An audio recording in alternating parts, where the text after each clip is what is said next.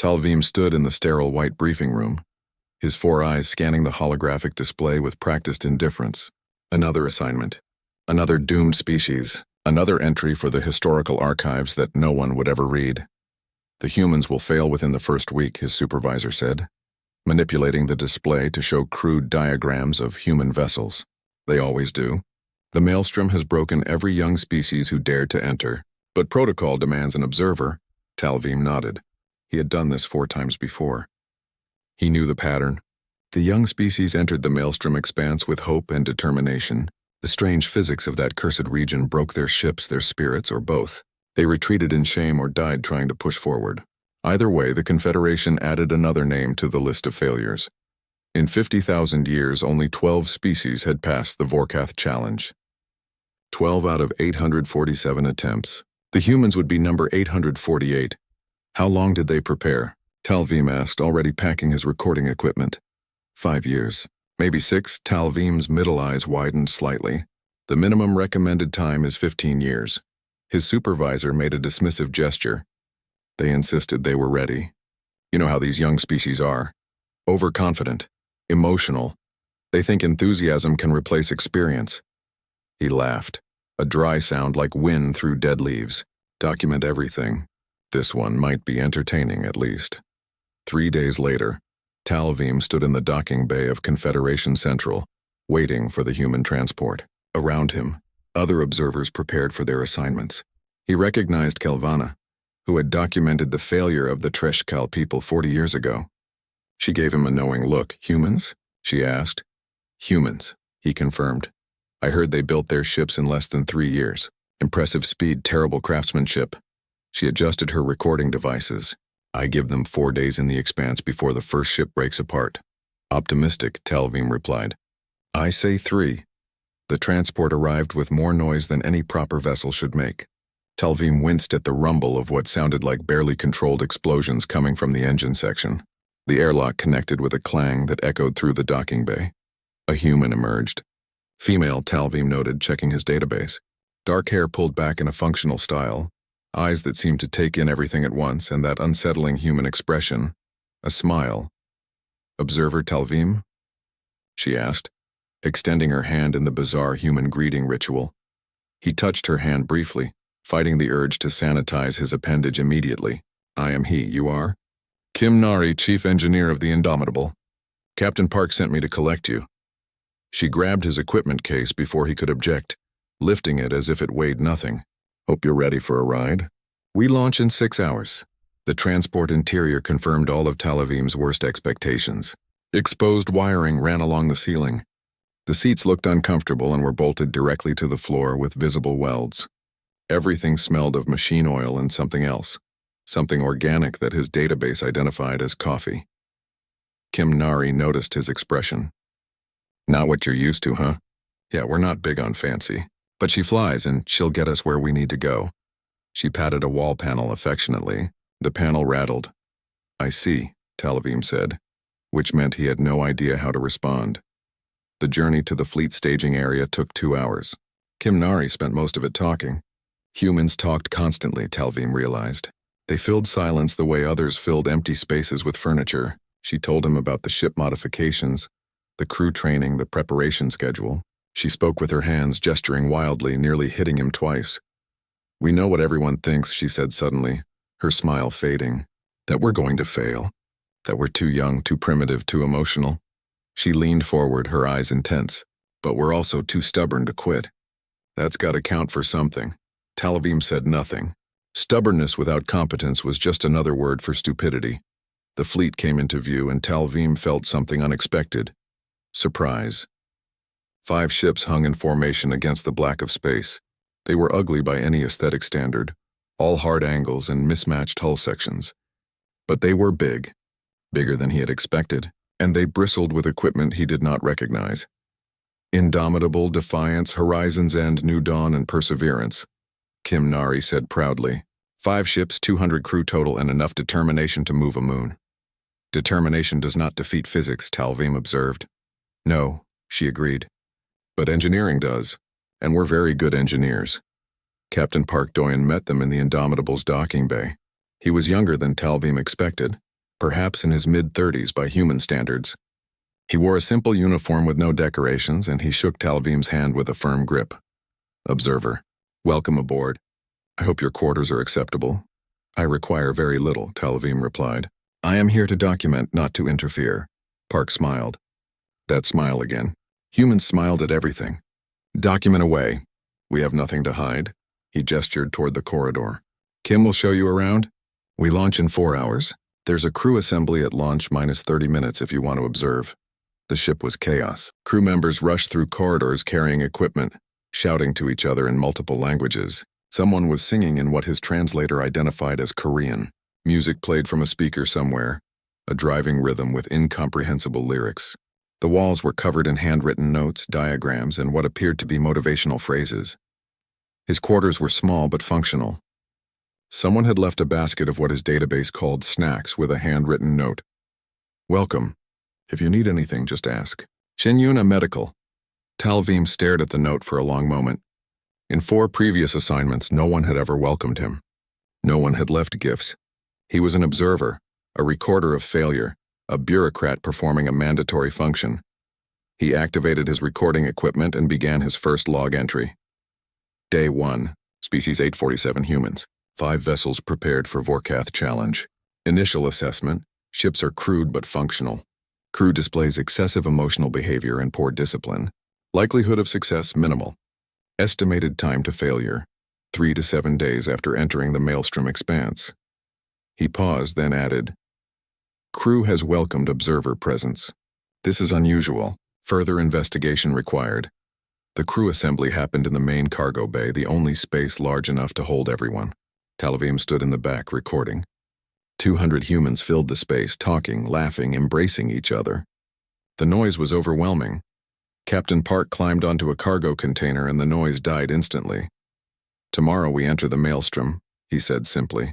We all know the odds. 12 successes in 847 attempts. Everyone expects us to fail. He paused, looking over his crew. Let them expect it. We know something they don't. What's that? Someone shouted. Park's smile was fierce. We know that humans don't give up, ever. Our history is full of impossible things that we did anyway. We flew when physics said we couldn't.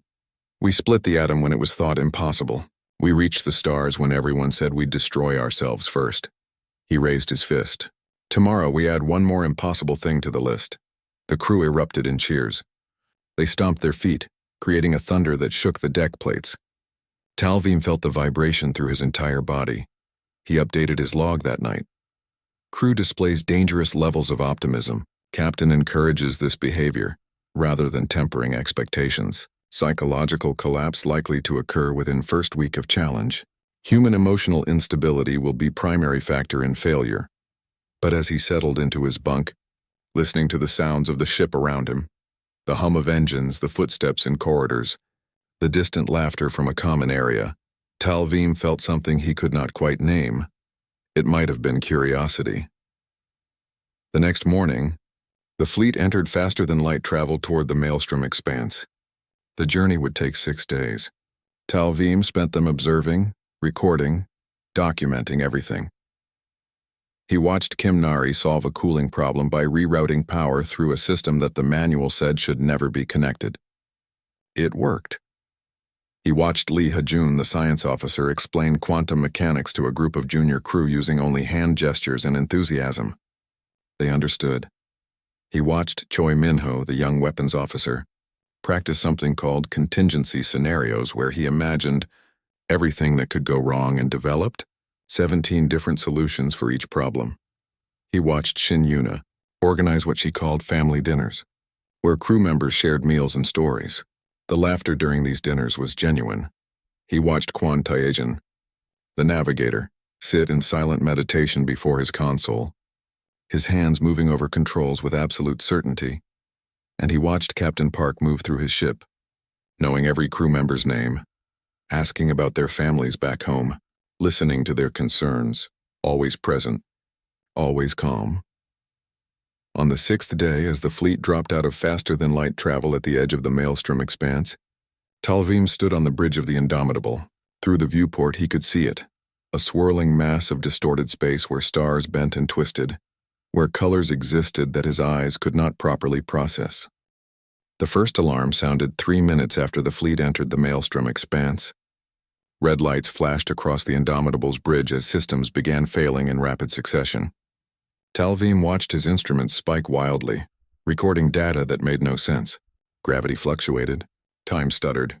The laws of physics were suggestions here, nothing more. Horizon's End reporting major system failure. The communications officer shouted over the alarms. They've lost main power and maneuvering thrusters. New Dawn is down too, another voice called out. Hull breach on Deck 3. Perseverance's engines just went dark, 3 ships. 3 out of 5.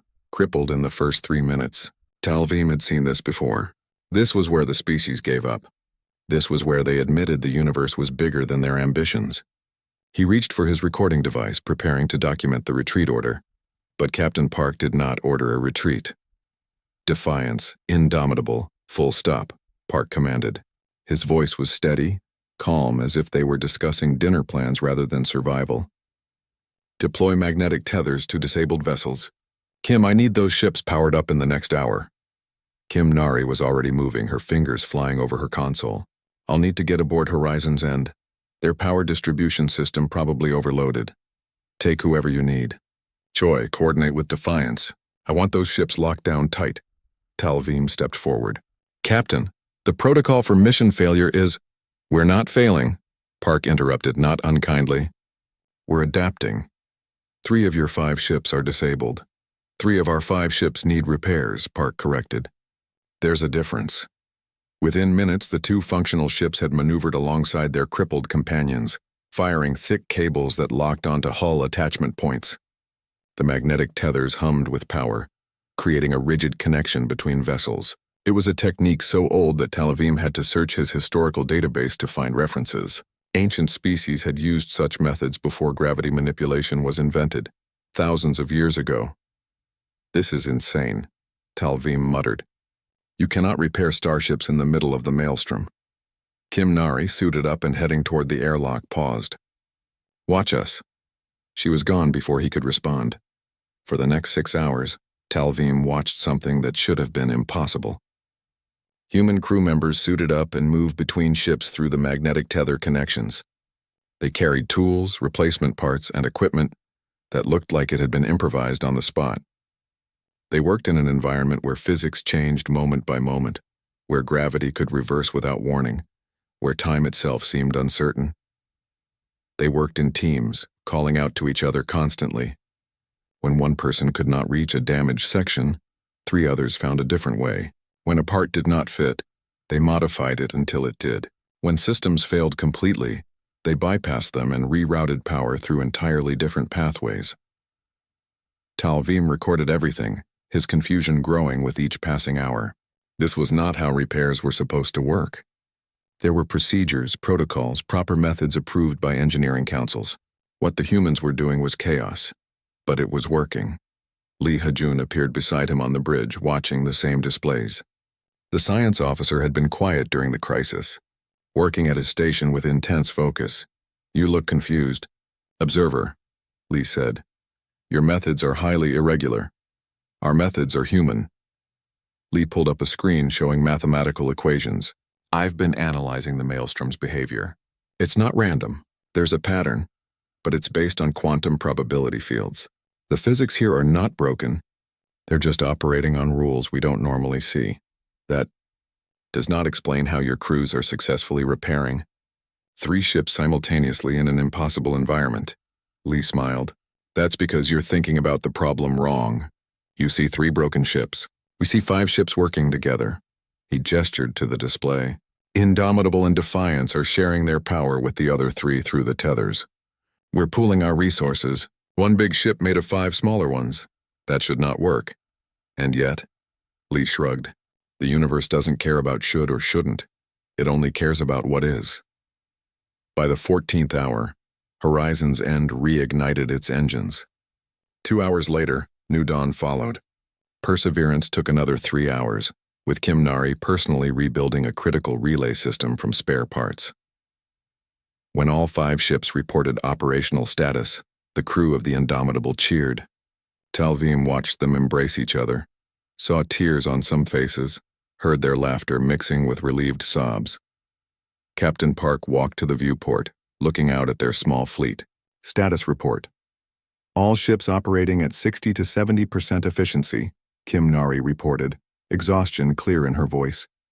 We've got jury-rigged systems holding together 3 different vessels. It's not pretty, but it'll hold. Can we continue? Yes, no hesitation. We can continue. Park turned to face his bridge crew. The maelstrom tried to break us in the first 3 minutes. We're still here. That's a victory, he looked at Talvim. How many species make it past the outer edge? Talvim checked his database. Approximately 40% fail to proceed beyond this point. Then we're already beating the odds. All ships forward, slow and steady. The fleet pushed deeper into the maelstrom expanse and the universe became increasingly strange. Space itself seemed to twist, creating visual effects that hurt to look at. Stars appeared in impossible colors. Talvim saw a nebula that existed in 5 different places simultaneously. His instruments recorded phenomena that contradicted themselves. Objects moving in 2 directions at once. Energy readings that were both positive and negative. Time measurements that ran backward. The human crews adapted with terrifying speed. When Quantagian's navigation instruments failed to provide accurate readings, he began navigating by intuition, feeling his way through the chaos. When sensors showed contradictory data, the crew started trusting their own observations over their instruments. When time became unreliable, they stopped checking clocks and simply worked until tasks were complete. Talvim updated his logs nightly, his entries becoming less certain with each passing day. Day 8 in Maelstrom. Expected psychological collapse has not occurred. Crew maintains high morale despite impossible conditions. Method unknown. Day 12. Observed humans singing while repairing critical systems. Purpose of singing unclear. Repairs successful regardless. Day 15. Science Officer Lee has developed predictive equations for Maelstrom behavior. Equations violate 7 fundamental laws of physics. Equations work anyway.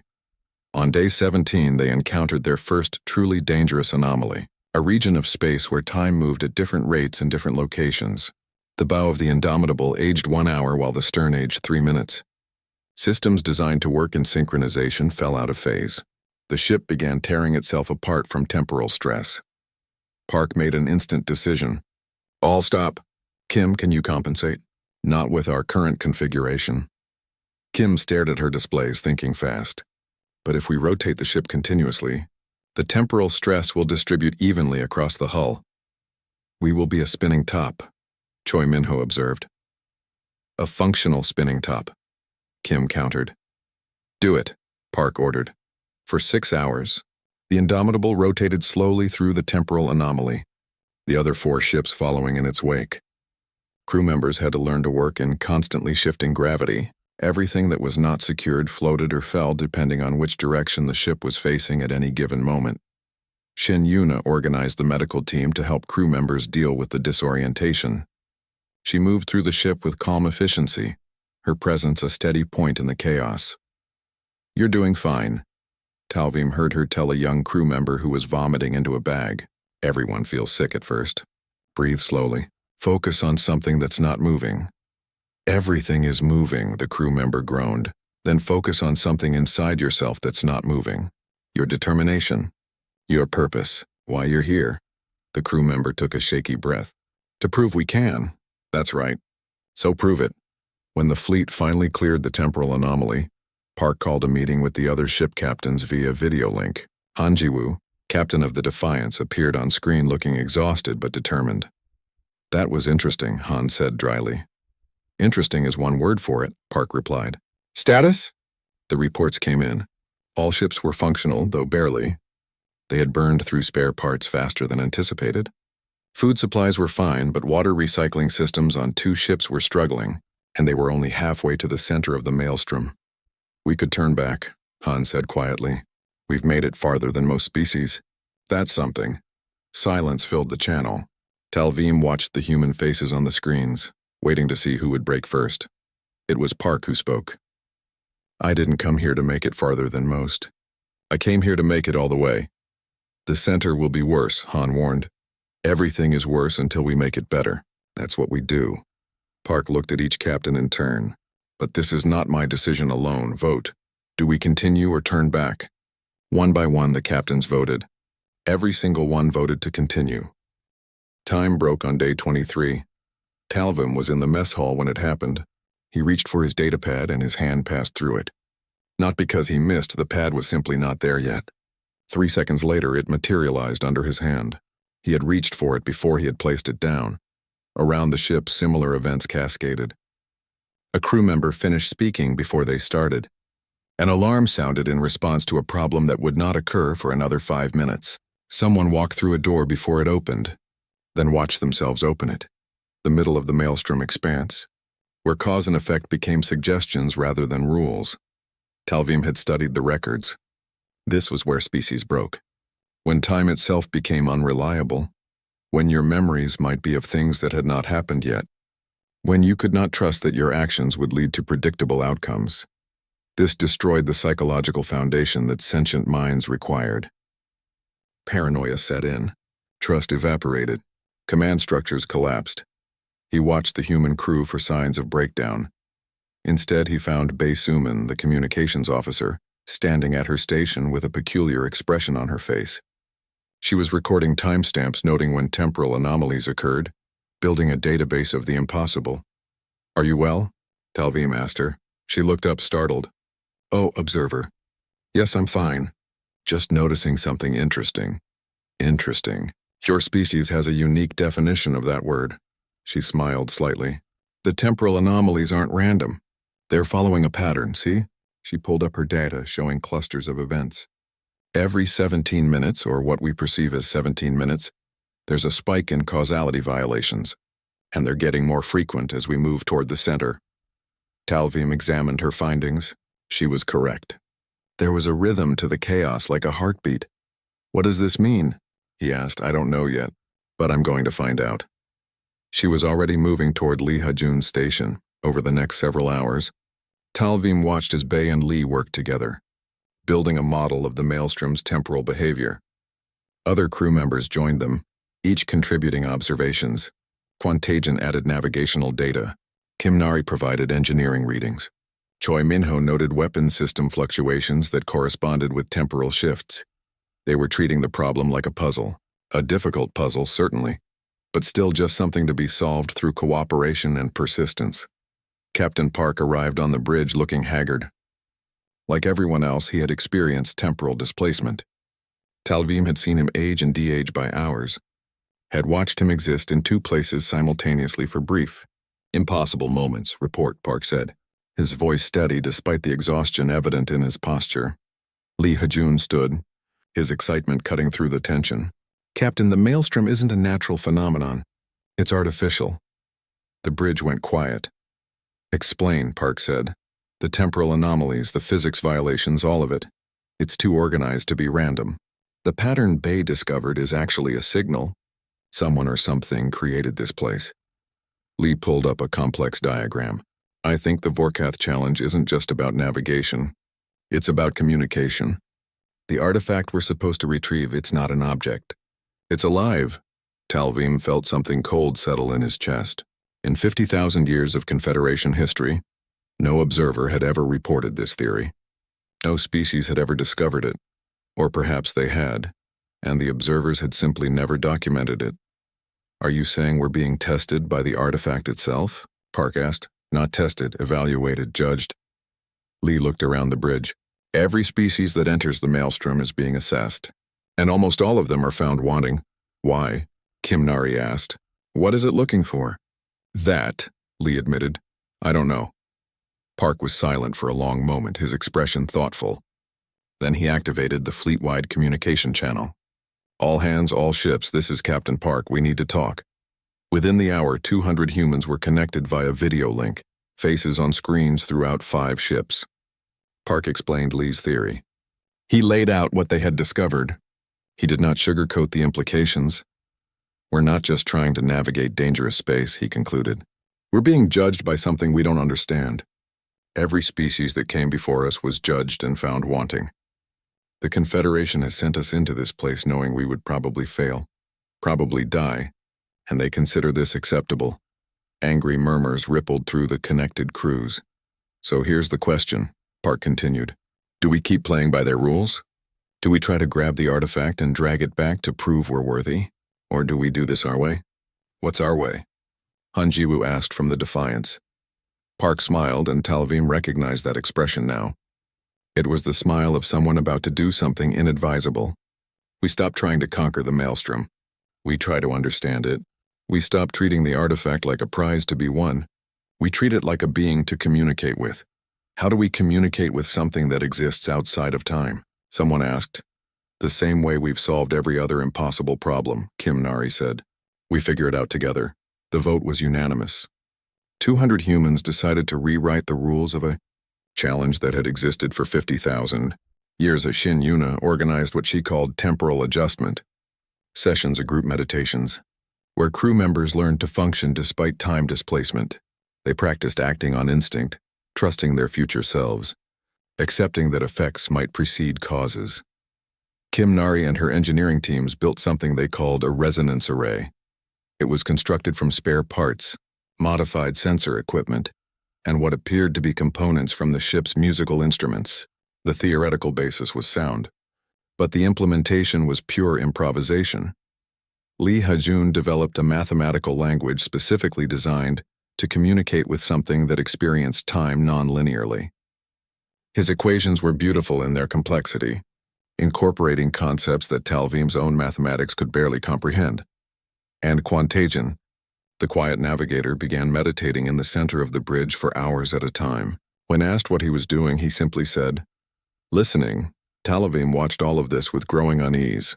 He was supposed to be documenting human failure. Instead, he was witnessing something unprecedented. And more troubling, he found himself hoping they would succeed. On day 27, they made contact. It started as a vibration through the ships, a frequency that resonated in their bones. The lights flickered in patterns that almost seemed meaningful. And then, impossibly, they heard something that was not quite sound. It spoke in mathematics and emotion simultaneously. Talvim's translator could not process it fully, but he understood fragments, questions, curiosity, an intelligence so vast that it experienced time as humans experience space, all of it simultaneously, past and future and present as one continuous now. The entity had been waiting for 200,000 years, evaluating every species that entered its domain, waiting for someone to see it not as an obstacle to overcome, but as a being to communicate with. Lee Ha-jun responded in his mathematical language, his equations flowing like poetry. Kim Nari's resonance array translated human speech into frequencies the entity could perceive. The entire fleet became a communication device, 5 ships working in harmony to bridge the impossible gap between species. The entity showed them things, visions of the past when the Vorkath had created this place. The Vorkath had transcended physical reality, becoming beings of pure thought and energy. Before they left the material universe, they had created the Maelstrom as a test, a way to ensure that only truly evolved species would join the galactic community. But the Confederation had corrupted the test's purpose. What was meant to be an evaluation of growth and cooperation had become a hazing ritual, a way to keep new species subordinate. Observers like Talvim were not just historians. They were subtle saboteurs, their doubt and negativity designed to encourage failure. Talvim saw his own past actions through the entity's perspective. 4 species he had observed. 4 species that might have succeeded if he had encouraged rather than doubted. The weight of his complicity pressed down on him. "I did not know," he whispered, though no one was listening to him. I did not know, but he should have known. He should have questioned. He should have wondered why so many species failed, why the test seemed designed for failure rather than success. The entity offered humanity a choice, its communication translated by Lee's equations and displayed on every screen throughout the fleet. Take the artifact and pass. Joining a corrupt system. Refuse and fail. Accepting subjugation. Take the artifact and challenge the system itself. Captain Park stood on the bridge of the Indomitable, looking at the 3 options. Around him, his crew waited. Across the fleet, 200 humans held their breath. "None of these are good enough," Park said finally. The entity's response resonated through the ship, something that might have been confusion. Kim Nari stepped forward, her eyes bright with determination. "We choose option 4. We take the artifact. We pass your test and we expose what the Confederation has become. We don't just challenge the system, we prove that it needs to change. How? Han Ji-woo asked from his ship. The Confederation Armada held position for 17 minutes. Talvim counted every second, watching as High Arbiter Velthorn's fleet maintained their threatening formation around the 5 human ships. Across the galaxy, trillions of beings watched the same scene, waiting to see if the ancient institution would choose violence or change. Then ships began breaking formation. First a few, then dozens, pulling away from the Armada and taking neutral positions. Their captains were making individual decisions, choosing to wait and observe rather than follow orders to intimidate. High Arbiter, Park said into the open channel, his voice calm. Your own fleet is questioning your authority. The galaxy is watching. You can make this moment define you as the leader who destroyed the old system, or the one who defended it. Choose carefully. Velthorn's reply came after a long pause, and the ancient being's voice had lost its certainty. This matter requires council deliberation. All vessels will maintain position while— No, Park interrupted. That single word echoed across communication channels on 847 worlds. The time for deliberation in closed chambers is over. You will conduct this council session publicly, with full broadcast access, or humanity will withdraw our petition for membership and encourage others to do the same. You cannot— We can, and we will, but I don't think it will come to that. Park gestured and Kim Nari transmitted new data to the public channels. Because we have evidence that 312 current Confederation members experienced observer manipulation during their own challenges. 312 worlds whose people deserve to know how their ancestors were systematically discouraged from success.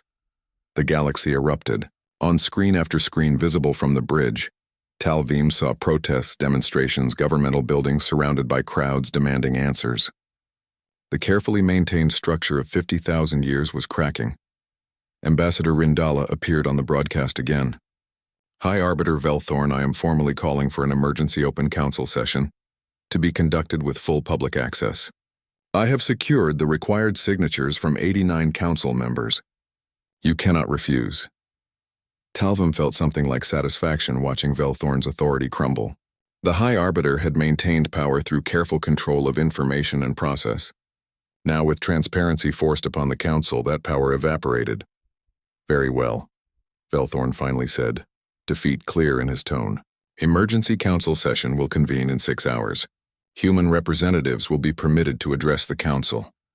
Park looked at his crew, saw their exhausted faces, and felt pride surge through him. We'll be there. The 6 hours passed in a blur of preparation. Lee Hajun compiled scientific evidence. Kim Nari prepared technical documentation. Shin Yuna helped crew members who would testify prepare their statements.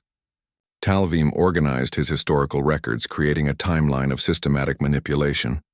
The entity remained with them, its presence a mathematical certainty that could not be denied or explained away. It had agreed to testify before the council, an unprecedented event that alone would reshape galactic understanding of the Vorkath challenge.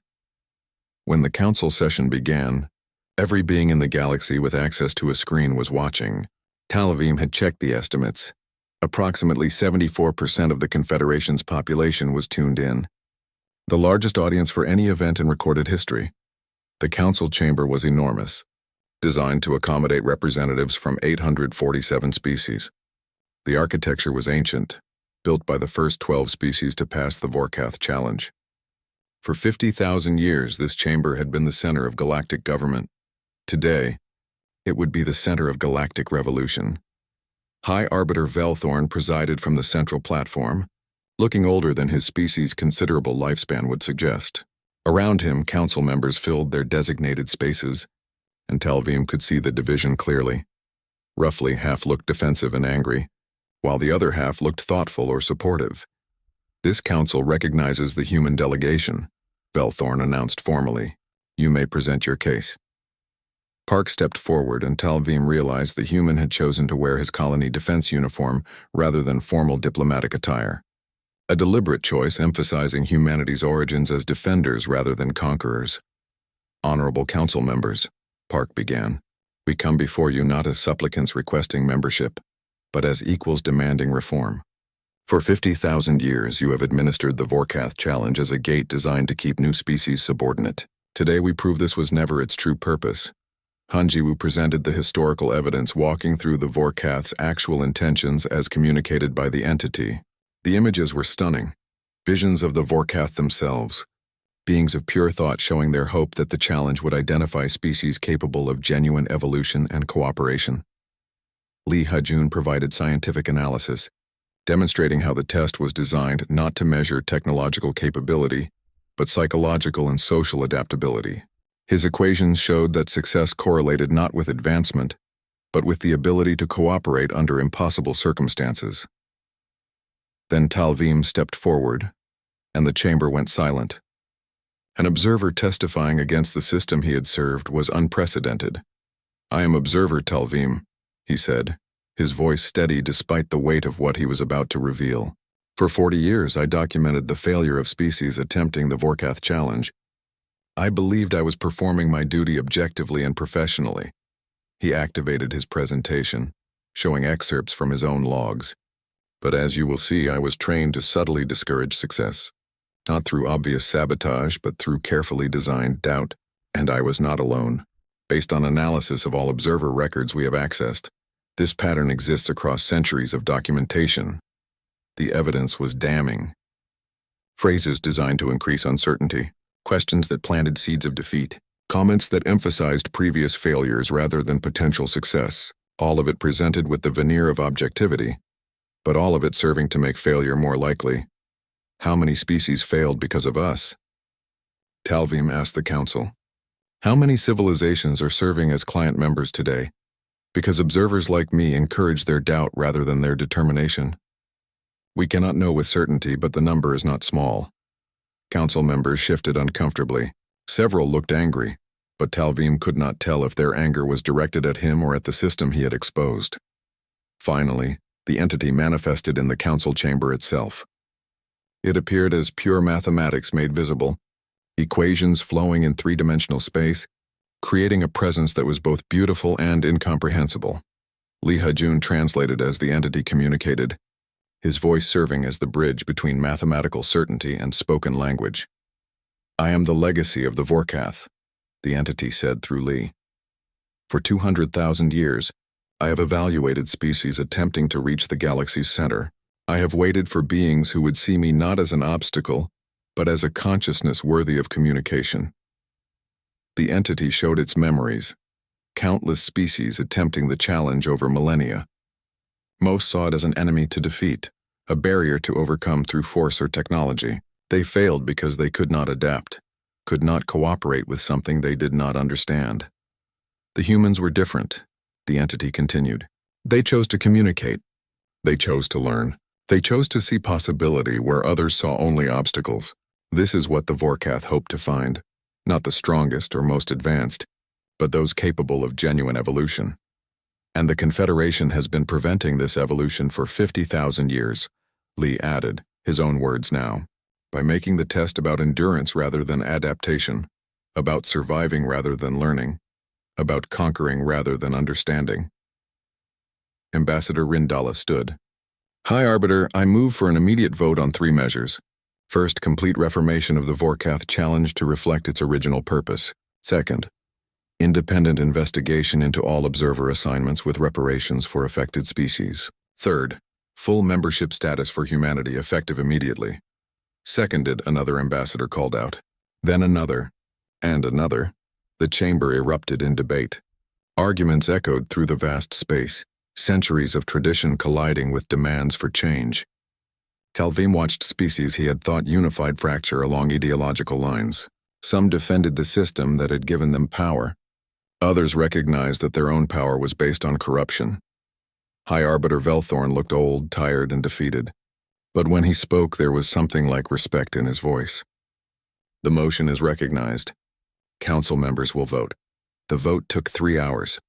Not because of complicated procedures, but because council members kept requesting time to confer with their home worlds, to gauge public opinion, to understand which way the galaxy's will was turning. In the end, the results were clear. Reformation of the Vorkath challenge, approved by 78%. Investigation into observer manipulation. Approved by 82%. Immediate full membership for humanity. Approved by 67%. The Confederation had voted to change itself, something that had not. The broadcast array took shape over 6 days of frantic work. Kim Nari's engineering teams worked in shifts around the clock, connecting components that were never meant to work together. They cannibalized parts from every non-essential system across all 5 ships, creating something that existed halfway between communication device and quantum anomaly. Talavim provided his archives, decades of meticulously recorded observations. As he reviewed his own documentation, he felt shame settle over him like a heavy cloak. The evidence was damning. 4 species he had observed, and in each case his notes showed subtle patterns of discouragement, a suggestion that a repair was impossible, a comment about how previous species had failed at similar points. Questions phrased to increase doubt rather than encourage confidence. Never anything direct enough to be called sabotage, but always enough to plant seeds of defeat.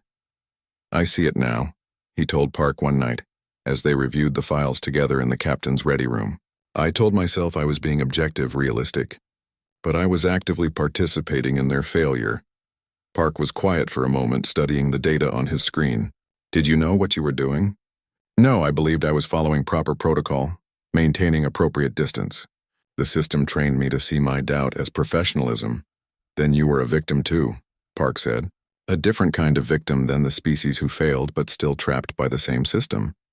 That does not excuse. No, it doesn't excuse. But it explains. And more importantly, you're here now, choosing differently." Park looked at him directly. "That matters." Lee Hajun spent his days in deep communication with the entity, learning the true history of the Vorkath challenge. What he discovered rewrote everything the Confederation believed about itself.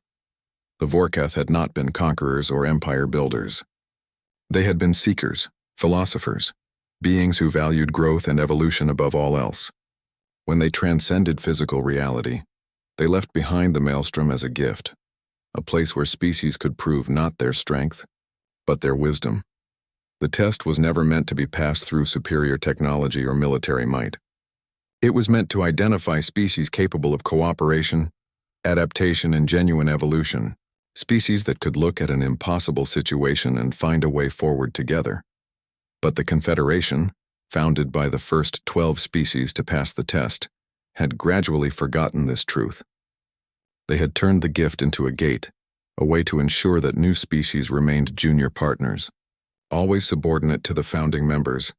"It's brilliant. In a terrible way," Lee explained to the assembled crew during one of their broadcasts. "By making the test nearly impossible, they ensure fresh perspectives rarely enter positions of real power. The Confederation stopped evolving 50,000 years ago. They've been stagnant ever since. How many species might have passed if the observers had encouraged instead of discouraged?" Shinyuna asked. Lee checked his calculations.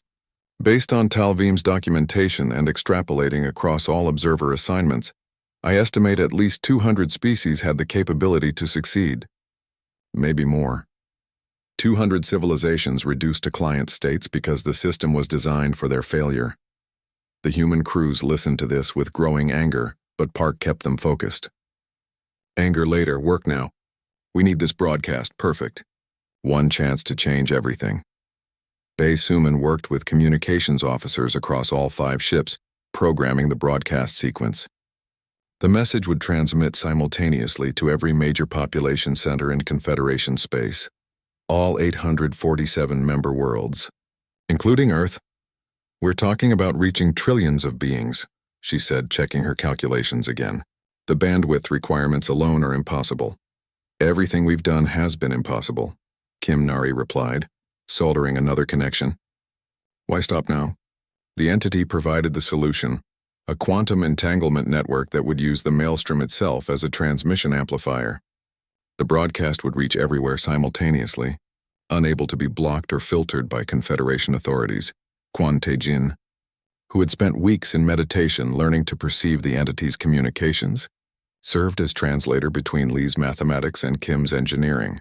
He stood between them like a bridge, his quiet presence somehow essential to making the impossible work. On day 32 inside the maelstrom, with 1 day remaining before they would exit, The broadcast array was complete. It looked nothing like any communication device in Confederation records. A twisted sculpture of jury-rigged components, held together with improvisation and determination. Will it work? Park asked. Kim Nari shrugged. Only one way to find out. That night, Captain Park called a final meeting of all ship captains and senior staff. Talvim attended, no longer as an observer but as a participant. Tomorrow we exit the Maelstrom, Park began. Once we do, we transmit our broadcast. After that, there's no going back. The Confederation will know what we've done. They will respond, and that response might not be peaceful. They could destroy us, Han Ji-woo said bluntly. 5 ships against the entire Confederation fleet. They could try, Choi Min-ho replied. But we'll be broadcasting live. If they attack us while the galaxy watches, they prove our point. And if they jam our transmission? Someone asked. Lee Ha-jun shook his head. The entity has guaranteed they cannot. The quantum entanglement network operates outside conventional communication channels. They would need to shut down every receiver on every world simultaneously, which is technically impossible. Park looked around at his senior staff. This is bigger than passing a test. This is about changing a system that has been broken for longer than any of our civilizations have existed. If we do this, we cannot predict all the consequences. Shin Yuna spoke up, her voice calm and certain. If we don't do this, we condemn however many future species to the same rigged test, the same designed failure. We have to try. One by one, the captains and officers voiced their agreement. When it came to Talvim, everyone looked at him. I have spent 40 years documenting failure, he said quietly. I would like to spend whatever time remains documenting success. Not just humanity's success, but the success of reforming a system that forgot its original purpose. He straightened, meeting their eyes. I vote to proceed. The decision was unanimous. They spent the final day preparing the broadcast content. It would include Talvim's 40 years of documentation showing systematic observer manipulation, Lee Ha-jun's communications with the entity, including its testimony about the Vorkath's true intentions, visual evidence of humanity's journey through the Maelstrom, showing how cooperation and adaptation had succeeded where force and technology would have failed, a call to action for all Confederation members to demand reform and transparency, and most importantly, proof that the system was designed to fail new species, to keep them subordinate, to prevent genuine evolution of the galactic community. This will destabilize the entire Confederation, Talvim warned as they finalized the content. 50,000 years of government collapsed in a single broadcast. Good, Park said. Systems that survive through deception deserve to fall. On day 33, the fleet approached the edge of the Maelstrom. The entity accompanied them, having taken a form that could exist partially in normal space, a presence of light and mathematics that followed their ships like a guardian. As they prepared to exit, the entity communicated one final message. Lee Ha-jun translated, his voice filled with emotion. You are the first species to see me as something other than an obstacle. You are the first to offer friendship rather than demand conquest. You are the first to choose to change the galaxy rather than simply join it. For this I will stand with you. Thank you, Park said simply, speaking to a being 200,000 years old as if it were an equal. The entity's response resonated through every ship. No, thank you. You have reminded me why the Vorkath created this test, not to exclude but to discover, to find beings like you. The fleet crossed the threshold. The Maelstrom's twisted physics released them, and suddenly they were back in normal space where time flowed linearly, where cause preceded effect, where the universe obeyed comprehensible rules. Immediately, sensors detected a massive fleet waiting for them. Confederation ships, hundreds of them, arrayed in battle formation. At the center, a massive command vessel bearing the insignia of the High Arbiter. Well, Han Ji-woo said dryly on the communication channel. They noticed us. A transmission came through, audio only, the voice ancient and filled with authority. Human vessels, this is High Arbiter Velthorn.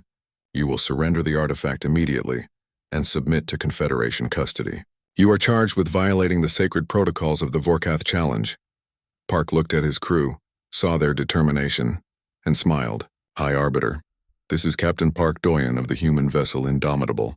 We have not violated any protocols. We have completed the challenge as it was originally intended. You will comply or... Kim, start the broadcast, Park ordered. cutting off the High Arbiter's threat. The broadcast array activated. Across 847 worlds on trillions of screens and displays, the transmission began. It showed everything. The journey through the maelstrom, the entity's testimony, Talvim's documentation, the proof of systematic corruption,